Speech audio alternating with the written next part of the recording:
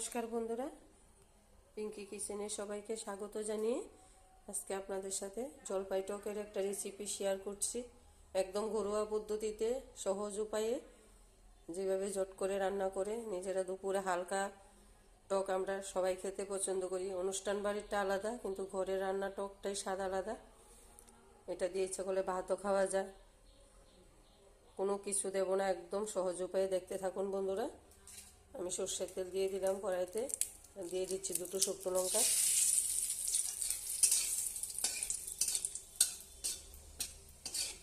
শুকনো লঙ্কাটা 2-3 সেকেন্ড ভেজে নেওয়ার পর আমি সর্ষে ফোড়নে দেব। ফোড়নে দিয়ে দিচ্ছি সাদা সর্ষে। ইচ্ছে করলে ফার্স্ট ফোড়নও দিতে পারেন, কোনো অসুবিধে নেই। মেথিও দেওয়া যায়, যার যেটা পছন্দ। আমরা টকের মধ্যে সর্ষেটাই বেশি পছন্দ করি।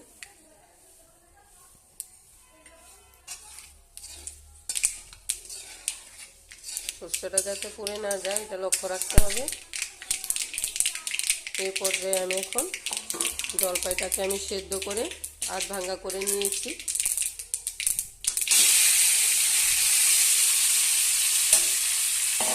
তার মধ্যে দিয়ে দেবো একটু নুন, হলুদ।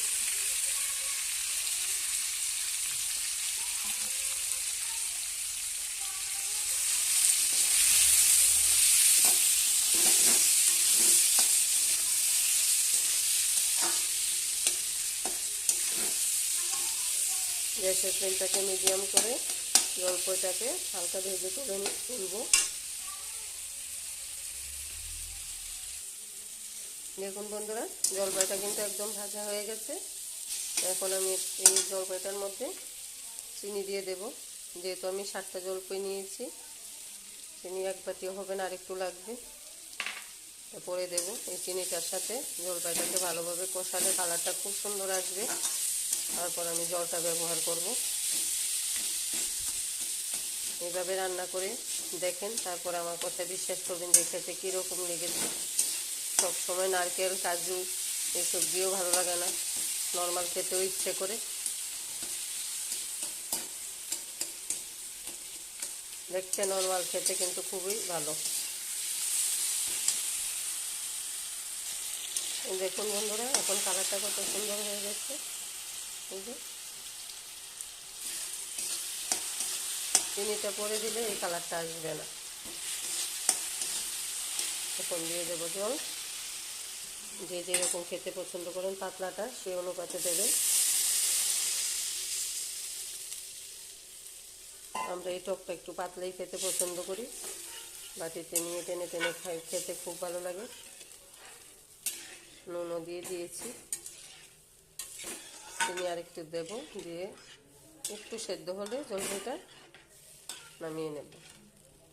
এত সহজ উপায়ে খেয়েছেন কিনা কখনো জানি না। যদি না খেয়ে থাকেন প্লিজ বন্ধুরা একবার হলো ট্রাই করবেন।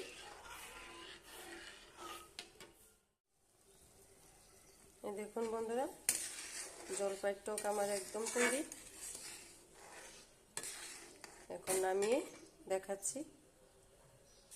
এই দেখুন বন্ধুরা, জলপাইয়ের টক আমার কীরকম হয়েছে সেটা কমেন্টের আশায় থাকবো। আমি সহজ পদ্ধতিতে রান্নাগুলি আপনাদের সাথে শেয়ার করি।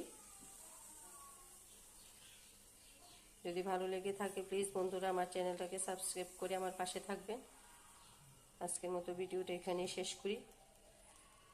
চেষ্টা করবো আরও সুন্দর সুন্দর রেসিপি নিয়ে আপনাদের সাথে হাজির হওয়ার। ধন্যবাদ সবাইকে। ভালো থাকবেন, সুস্থ থাকবেন। আজকের মতো বাই।